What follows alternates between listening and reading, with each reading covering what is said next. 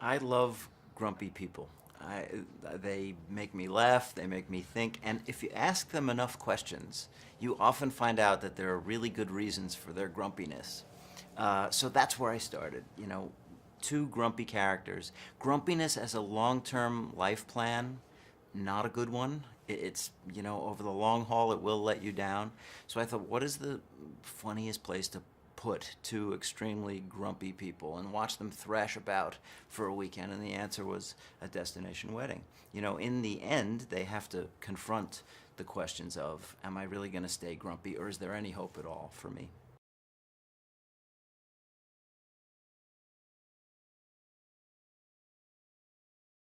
These two characters are set off in their own world, unable to participate in happiness, unable to participate in activities in life, certainly in any of the wedding activities. They don't want anything to do with it, they're allergic to it, they want to be over here whilst life is going on over there. So it's natural to shoot it in such a way that they are sealed off. They are in their own hermetic world in which they can crack wise and at the same time get to know one another, which is, of course, the key.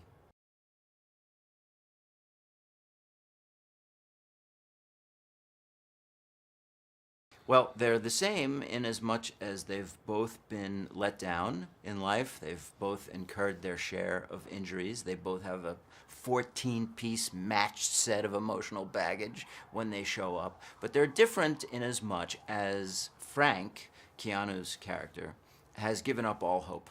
He believes that love is a choice and he's not going to make it no matter what is presented to him. He will continue on the straight and narrow, out of harm's way. Thank you very much, but I know how this ends. And Lindsay, who has also had her share of grave disappointments, nevertheless has retained a little bit of hope. Just a flicker, just enough to get the conversation started, a conversation that Frank really doesn't want to participate in, but at a certain point his attraction for her, both physical, emotional, intellectual, is sufficient that he finds he has to.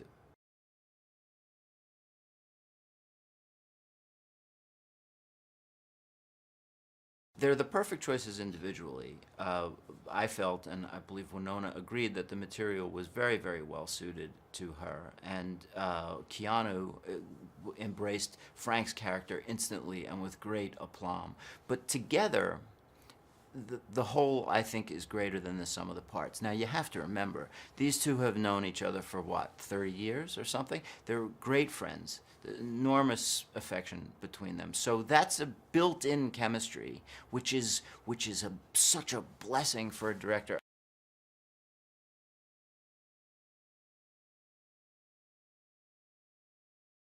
There were days when we shot 16, 17, 18 pages, which requires a tremendous amount of preparation on their part because they have to learn all that stuff almost as if you would a large portion of a play. You have to be prepared to deliver it in one take, and you have to be really, you gotta have endurance. I mean, those takes are long, they take a lot out of you. So I was extremely grateful for their mastery of the material, which they accomplished in a very short amount of time.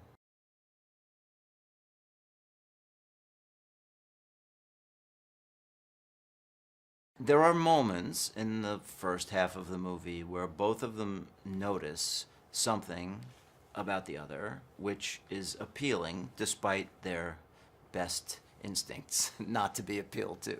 It's appealing nevertheless. And they kind of tamp it down and they tamp it down and they try to fight it and they don't really want to, they certainly don't talk about it together, but they kind of muse about it separately.